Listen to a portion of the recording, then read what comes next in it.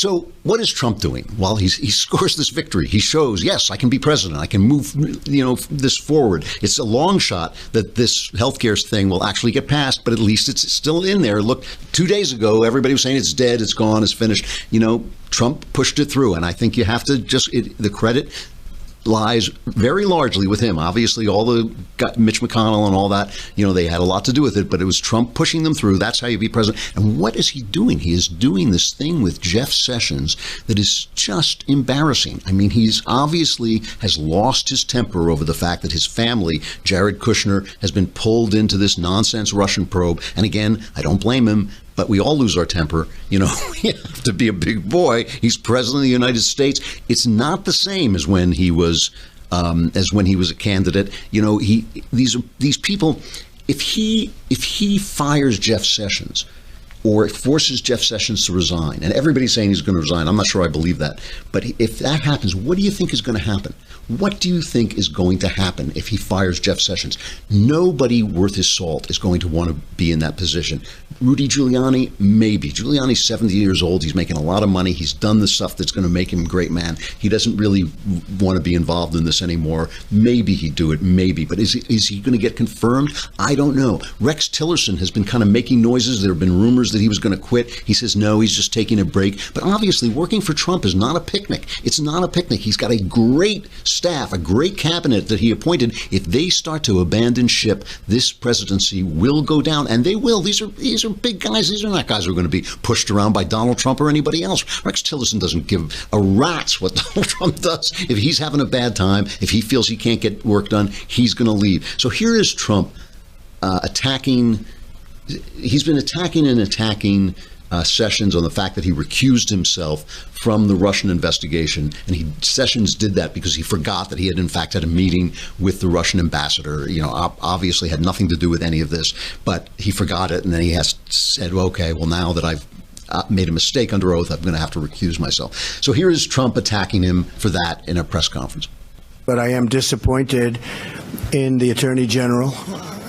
He should not have recused himself almost immediately after he took office. And if he was going to recuse himself, he should have told me prior to taking office, and I would have quite simply picked somebody else.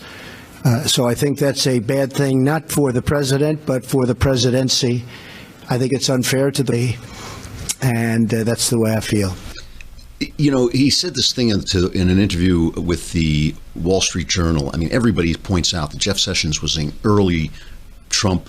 He signed on to the campaign early. He was faithful to Trump when Trump got in trouble with that, Entertainment Tonight tape, whatever it was, where he talked about grabbing women. Sessions stood up for him, stayed in there, formed a lot of his policy. Trump said this in an interview with the Wall Street Journal. He said, Sessions was senator from Alabama. I had 40,000 people at a rally in Alabama. Sessions looks at 40,000 people and he probably says, what do I have to lose? And he endorsed me. So it's not like a great loyal thing about the endorsement. I'm very disappointed in Jeff Sessions. That's a crappy thing to say. It's typical of Trump. It is typical of nasty Trump when Trump is being nasty. But this is a guy who did support him. This is not the opposition. This is not going after Hillary. And this is the other thing he says after saying he didn't want to go after Hillary, which would not be a good idea. I know a lot of people want to see Hillary in prison. Not a happy thing for a democracy to have its candidates go to prison, whether you think she deserves it or not. I think she does deserve it.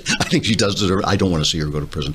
And now he's attacking Sessions for not cracking down on the leaks, which, by the way, Sessions says he's doing. Sessions is doing a lot of this stuff. He just, the AG doesn't always announce what he's doing, but now he has to announce it so that Trump can hear it's being done. But here he is attacking the leaks. I want the Attorney General to be much tougher on the leaks from intelligence agencies, which are leaking like rarely have they ever leaked before at a very important level. These are intelligence agencies. We cannot have that happen. Many of my views in addition to that, but I think that's one of the very important things that they have to get on with. I told you before, I'm very disappointed, Attorney General, but we will see what happens. Time will tell. Time will tell.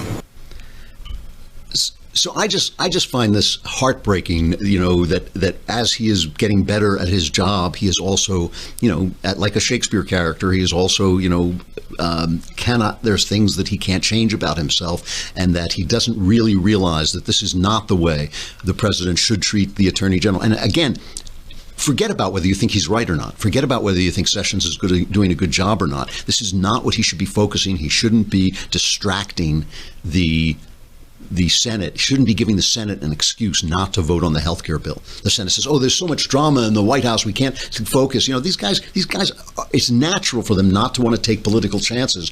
He's got to be hurting them every minute, not talking about this stuff. What really touches me about this also is that Trump was in Ohio and did this rally in Ohio. And, it was the usual Trump stuff. I'm not going to play cuts from that, but I have to read this piece from Selena Zito at the New York Post, who did something that none of these reporters ever do. She went to Ohio. She actually said, is there a place between New York and LA? I thought it was just a black hole. She is reporting on the people turning out for this event. She says the town was on fire. By 1 p.m. on Tuesday, every main thoroughfare downtown was filled with happy people heading toward the Cafelli Center. Folks dressed in red, white, and blue crisscrossed the main grids as vendors sold Make America Great Again ball caps, American flags, and bottles of water. Thousands had filled the gravel parking lot to wait until the doors opened at 4. License plates revealing they had traveled from as far as Indiana, Michigan, Pennsylvania, and West Virginia. She starts to interview some of these people.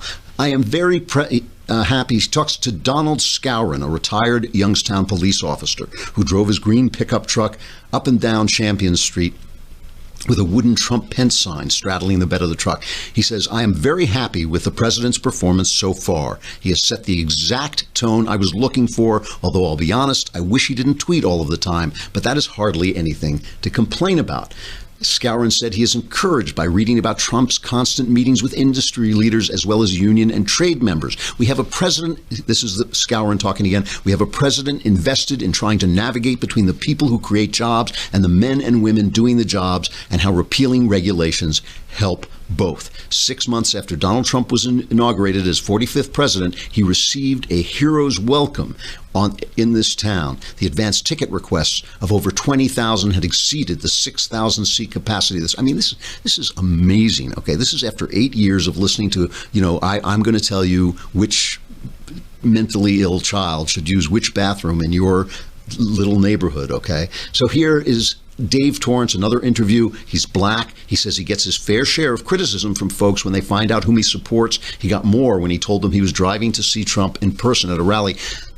The man says, they don't understand why I think he is doing okay. They don't think because I am black that I should support him. I am polite about it, but I tell them that politics isn't about color. It's about accomplishments, and I think Trump is doing the right things. He finds them refreshing. He says, I don't care for the hatred directed towards him or the people who supported him. There have been plenty of presidents I did not vote for, but I always want them to be successful so that our country is successful. It's the voice of America you're listening to, and they're waiting for this. They're sick and tired of the Russian garbage. They're sick and tired of the hatred he's getting from the press, and they love that this guy is their voice. He is speaking for them.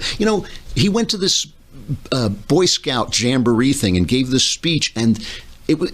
the place was rocking. The place was rocking. So the left-wing press is going, oh, it's like a Nazi youth rally. So now you have the left wing calling the Boy Scouts the Nazi youth. I mean, he's got these guys trolled into insanity. He's got them trolled into insanity. If he can keep doing stuff like that, he'll win every state in the union except for New York and California. He has it in his hands, and he may just blow it by alienating the people who are his allies, the guys like Sessions, the guy like Tillerson, the people who he's appointed who were such great appointments. If he alienates them, if he humiliates them, if he treats them like underlings who he can slap around, he will blow this presidency up right on the border of success. It's an incredible drama. It's incredibly entertaining to watch. I hope he succeeds. I hope he pulls himself together. But it is something else. I cannot remember the last time just governing in a free country was this dramatic.